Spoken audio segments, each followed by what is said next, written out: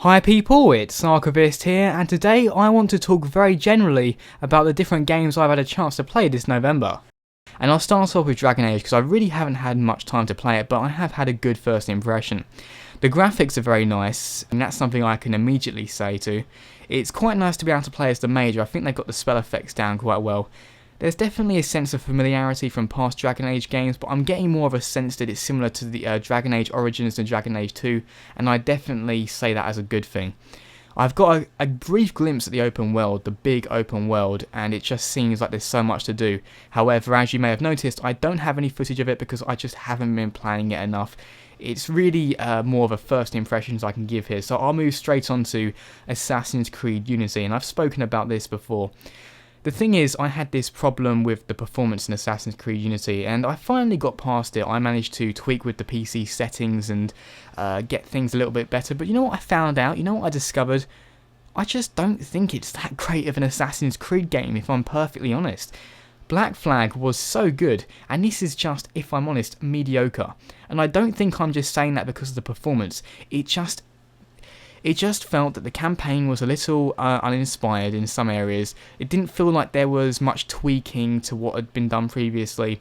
I mean, one of the cool new things is the Phantom Blade, where you shoot a little arrow from your wrist. It's like, I guess it's like a hidden blade that fires, and that's a cool new concept, but it's not a cool new gameplay element. It's just basically the crossbow with a gun, just redone in a new way. And I've had a go at the co-op, but I had some massive latency issues. I just got out of that, and to be honest, I didn't think I was really enjoying it anyway. So Unity is a game that I have to say I would not recommend, and if you haven't played Black Flag yet, I would say please go back and play Black Flag, because Black Flag is a very good game. But I will say this, I have to point out what is good about Unity. The crowds are absolutely immense in it. They do a really good job of having a huge number of AI characters, but I do wonder, did that come at the expense of the performance, in which case they shouldn't have done it. I haven't played Assassin's Creed Rogue, but I mean, I cannot say this for certain, but if it's more like Black Flag than Unity, I guess I would, if I had the choice now, I would have gone back and chosen Rogue. If you've played Rogue, please do give us an idea of if it's a good game, if there are similar performance issues, or if it's actually just quite good. So, moving on to my main games now, my favourite games of this month. I'll start off with Warlords of Draenor. The great thing about Warlords of Draenor is that it really has a strong narrative focus as opposed to some of the previous expansions. There are lots of those cutscenes, you know, made famous by, I guess, the Wrathgate cinematic, but there are a lot more of them. The Warlords themselves are pretty interesting, they're very well designed, they're all very diverse from one another. The zones are very good, both from an aesthetic point of view and the questing. I think my favourite zone, now that I've actually done all of them, would be Gorgrond, and I said that every time I think, but Gorgrond is my favourite. Even though I think from a lore perspective, it's probably not the strongest. I think Nagrand had my favourite quest in it, and I don't want to ruin what it is, but let's just say, and you'll get this if you've already played it, there's a significant figure who we've been dealing with for a while, and we finally get to take him down. Well, I'll say another significant lore character does the final blow, and I think if you've played the game, you'll know what I'm talking about there. It's a very important and notable quest in Nagrand.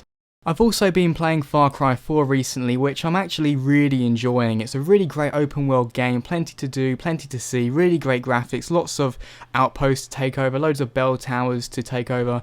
It's just a really great game, and I think I really did sum up though what I enjoyed about the game in the previous video.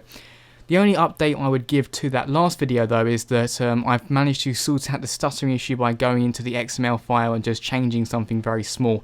So it's a really good game, and I would recommend Far Cry 4.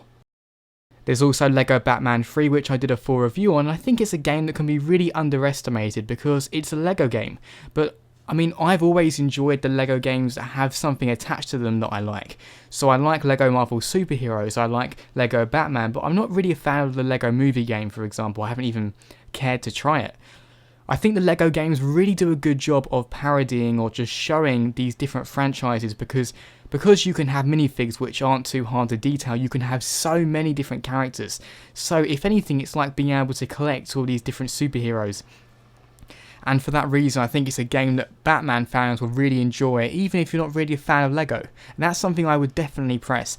Even if you don't think you're a Lego fan, if you don't even like Lego at all, just try it because it really is great for Batman fans. It's more of a Batman game if you ask me, or maybe even more of a DC game than it is a Lego game. Lego game is the theme, but Batman is the focus, or DC is the focus. There's also Call of Duty Advanced Warfare, which I think is a massive step up from its predecessor Ghosts. Really enjoyed it, did a full review of that as well. I can't say I've come back to it too much since I first played it though, only because there's so much else to do. It's a good game, but I'm not sure I would call it the best game to come out in November. But the game I think I would actually call the best game to come out in November would be Grand Theft Auto 5 for the PlayStation 4, or I guess Xbox One. I played it on the PlayStation 4, but I'm told it's very similar between them. In fact, they're almost identical, I think. I feel a bit weird saying that because it was my favourite game last year, it was my game of the year, but it could very well be my game of the year again because GTA 5 is so good. Words cannot express how good it is. All these games on the list I've mentioned so far are good, but GTA 5 is spectacular. It's amazing, it's so great, it's so fun. You can really tell that a massive amount of money went into making this game. So this has been a relatively short vlog, just giving you a general overview of what I think of the different games to come out in November, and as you can probably tell, it's been mostly positive. As always people, thanks very much for watching and see you next time.